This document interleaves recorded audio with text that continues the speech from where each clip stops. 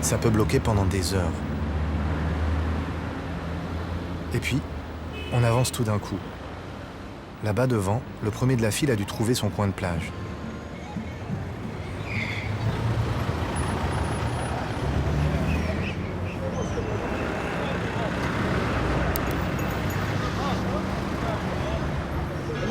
Ceux qui vont à la plage passent par ici. C'est la route nationale numéro 11, qui va jusqu'à Cherchel, Tipaza, la plage bleue. Tout le monde passe par là parce que c'est la route du littoral. Elle va d'Alger à Cherchel. L'autoroute n'est pas encore en service. Dans cet incessant cortège de baigneurs qui défilent sur l'asphalte, bien peu connaissent un étonnant chemin de traverse.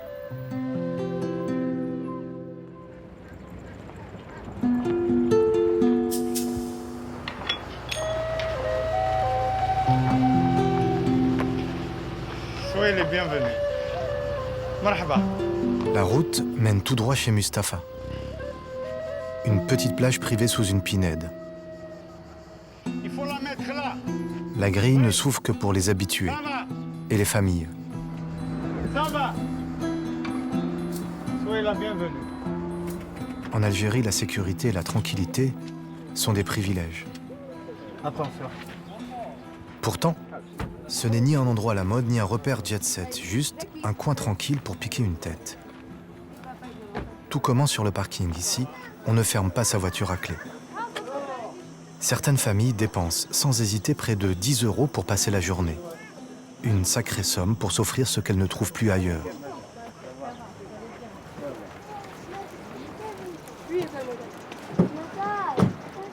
On ne fait pas de publicité. C'est de bouche à oreille qu'on reçoit des gens de partout. D'ailleurs, la plupart des familles qui sont là aujourd'hui, elles sont d'Alger. Il y a 2 heures de route pour venir ici. Mais quand on vient ici, je suis sûr qu'ils repartent satisfaits. Le week-end, il faut compter 5 ou 6 heures aller-retour depuis la capitale. Les embouteillages sont chaque année plus denses. Pourtant, les habitués sont toujours au rendez-vous.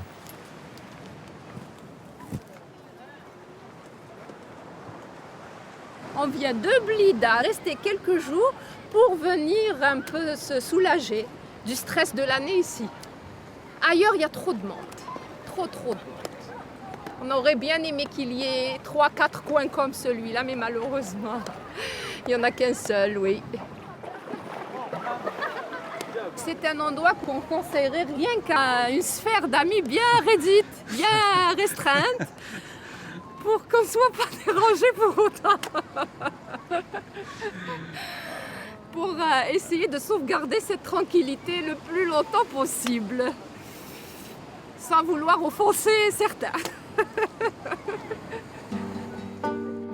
Un secret bien gardé. Le lieu est un peu plus qu'une plage privée. Presque une grande famille autour de son patriarche. Mon frère, ne joue pas au ballon ici. Va là-bas, s'il te plaît, merci. Tu m'écoutes. Tu vas tourner plus loin. Tu viens pas ici tout près. Moi, je suis débordé. Soyez les bienvenus. Vous allez tout droit, vous vous mettez là-bas.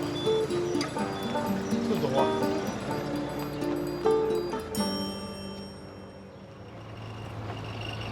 Oui, Khoya. Oui, mon frère. On peut entrer? Non, je suis désolé. C'est un endroit pour les familles seulement. Si vous venez en famille, vous serez les bienvenus. J'ai refoulé parce que...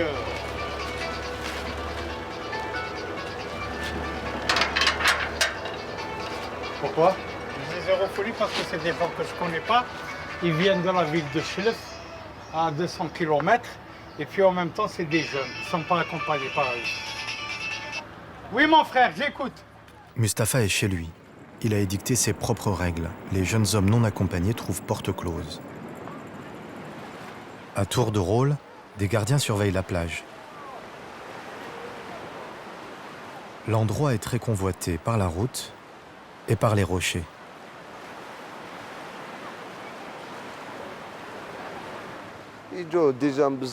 Il y a beaucoup de jeunes qui essayent de rentrer. mais on les en empêche. Les familles sont au calme ici. Si tu laisses ces gars rentrer, il y aura des vols, des problèmes.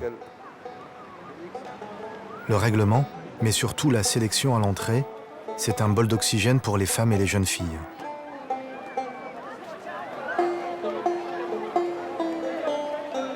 Une plage tout à fait normale, avec des filles, des garçons, relax. Mais ça, en Algérie, ce n'est pas banal.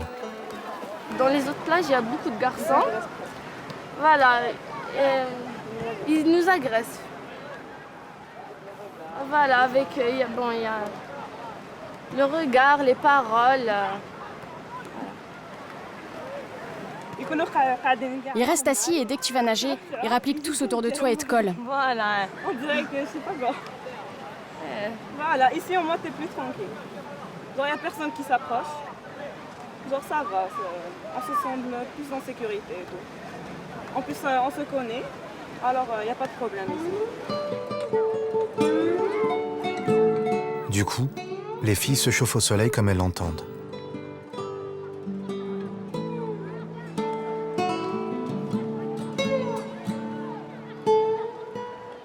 Sur les autres plages du pays, porter un bikini est devenu impossible.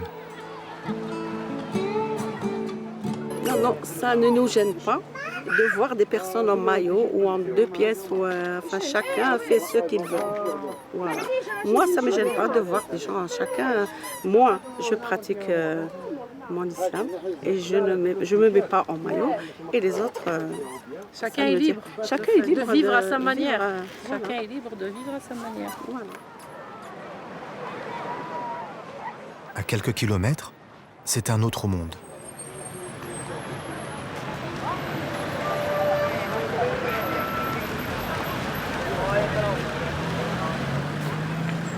Ici, le règlement, ce sont les gendarmes qui le font appliquer. À quelques mètres de l'arrivée, ça soulage la circulation. La plage publique remporte un franc succès.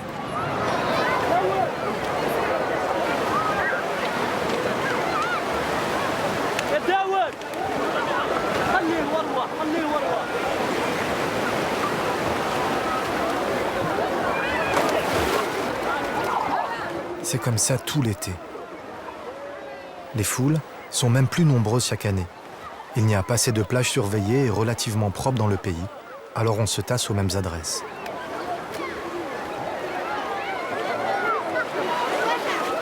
Les femmes ne s'interrogent pas sur le choix du maillot.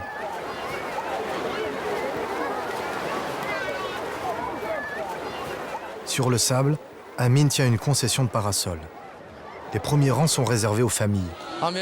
C'est l'heure du couscous.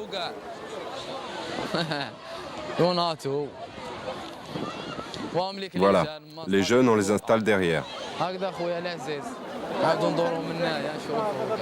Jeunes en Algérie, ça veut dire hommes célibataires. On les place d'office à l'écart. Trop de femmes se plaignent de leurs regards insistants. Il y a bien quelques altercations, mais le plus délicat dans le travail d'Amine, c'est encore de trouver de la place entre 2 parasols. On va se mettre là. Elle te plaît notre plage? Elle est superbe. Il y a des familles.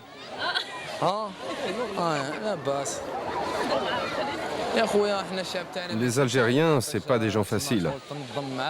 Il y en a qui sont plus souples, qui comprennent. Ici, il y en a qui font les fortes têtes. Mais bon, nous, on essaie d'être bien avec tout le monde.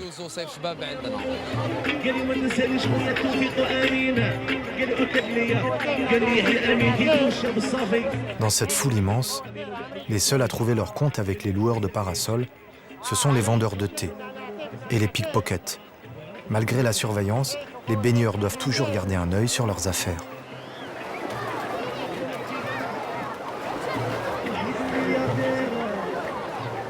C'est sûr, ici, on doit rêver à un peu plus de calme.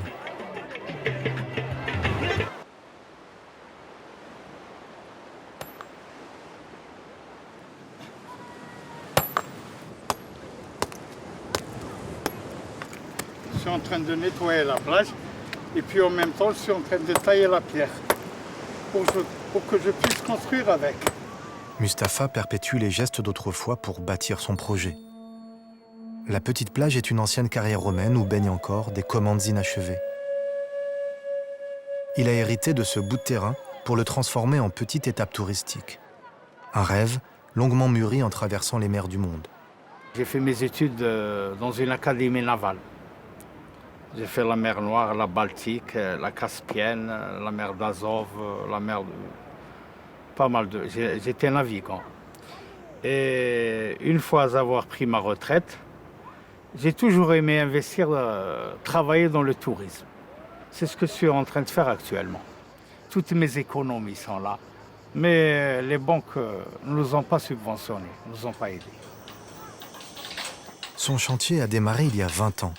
Mustapha avait creusé seul son puits dans la roche pour trouver de l'eau douce. 20 ans à se battre contre la pierre, les menaces des islamistes et l'administration parfois.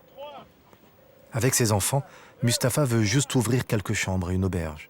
Pas grand-chose, mais c'est un travail d'Hercule. Vous voulez la vérité, on n'encourage pas les gens à faire ça. On ne les encourage pas. Il y a beaucoup de gens qui veulent faire ça. Ils veulent investir dans la viticulture, il y a des gens qui veulent investir dans la pisciculture, le tourisme. Il y a beaucoup de gens qui veulent investir. Mais seulement, il faut les encourager. Pas de tourisme, pas de camping, pas de sécurité sur le littoral algérien. Vers l'ouest, sur les 120 km de littoral jusqu'à la prochaine grande ville, il n'y a pas un seul hôtel. Et parfois, tout tient à un petit détail. J'attends toujours. Sans électricité, je ne peux rien faire. Je ne peux ni vendre des boissons fraîches, ni stocker l'alimentation, je ne peux rien faire. Cela fait 6 années que le transformateur ne fonctionne pas. Et l'ironie du sort, la centrale électrique se trouve à 2 mètres.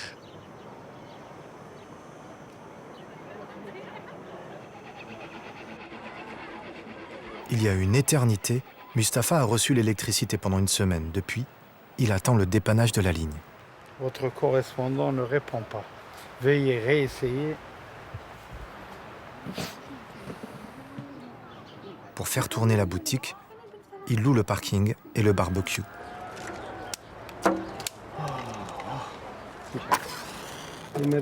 Des bricoles. Son étape touristique avec chambre et restaurant est encore loin.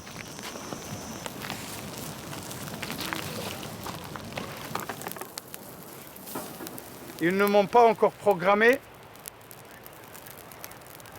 Je vous souhaite une bonne journée. Au revoir.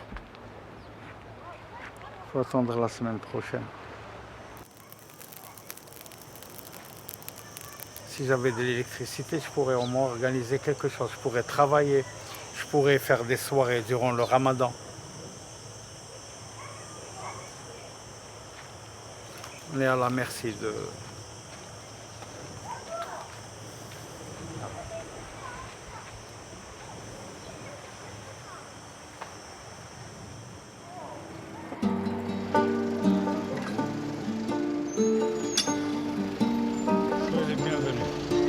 Mustapha dit toujours, on attend les jours meilleurs.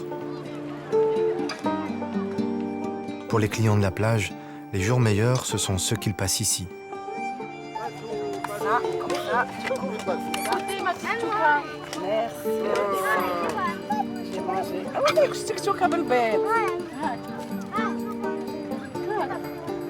C'est des tartelettes à la tic-tic. Et ça, c'est la tic-tic. C'est elle qui a préparé ça. Les salades, les grillades et un autre incontournable de l'été, le feu de forêt.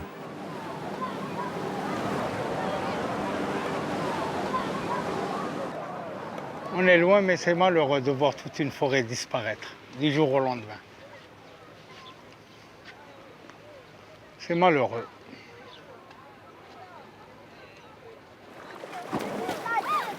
Dans l'odeur des pins brûlés, la petite plage reste un îlot de fraîcheur.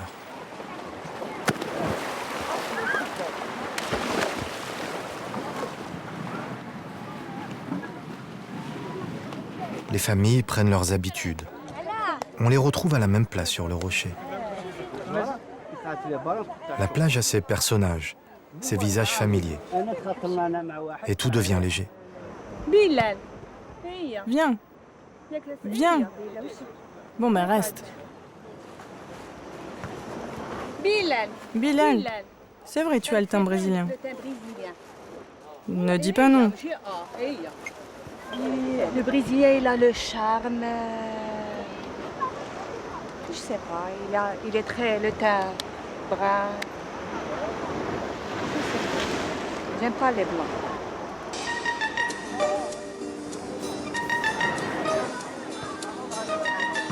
Autrefois, ce vent de légèreté soufflait aussi sur toutes les autres plages du pays.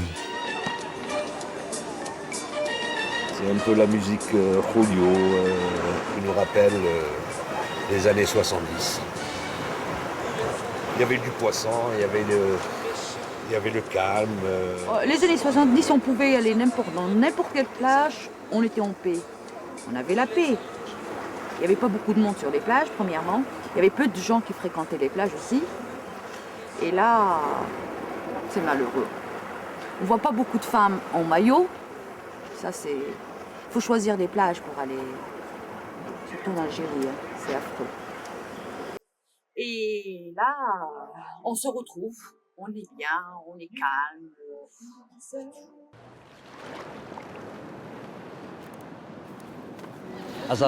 Grande bleue, je m'en remets à toi. Alors que mon âme se consume, seul je demeure avec ma plume, écrire le livre de nos retrouvailles. Si tu m'annonçais nos fiançailles, ce rêve serait exaucé enfin. Que cette histoire prenne fin, et ne resteront que l'encre et le papier.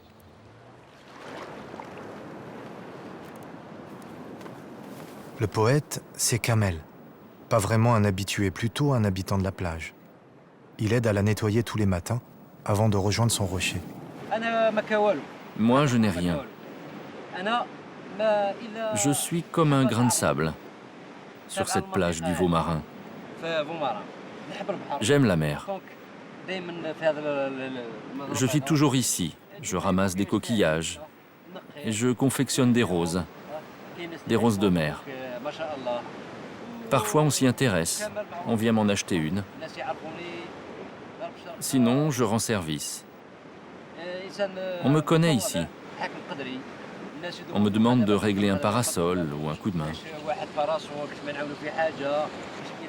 Et si quelqu'un marche sur des oursins, je suis spécialiste. Elle est stérile. J'enlève les épines, comme ça, on est tranquille.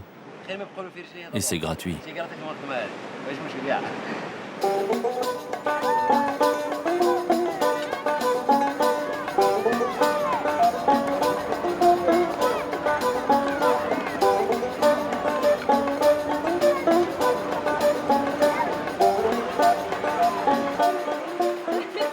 T'as vu le petit? Oui, je l'ai vu. Ah, c'est lui qui joue là-bas.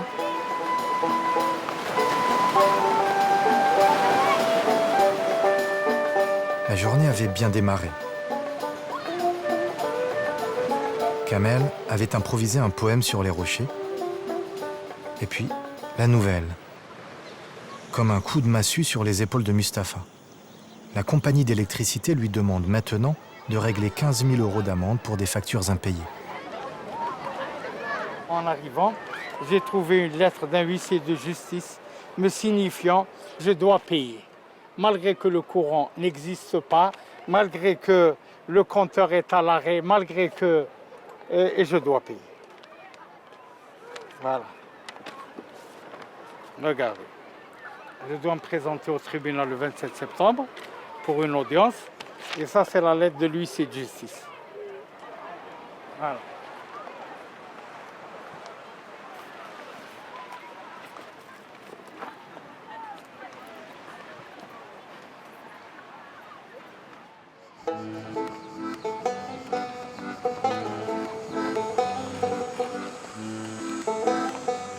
La petite plage en a vu d'autres.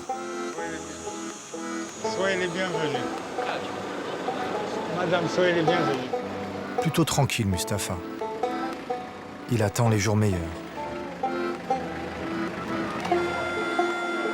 Sans électricité, Sa plage possède ce que tout le monde recherche au bord de la Méditerranée. Un coin de soleil, de plaisir et la paix.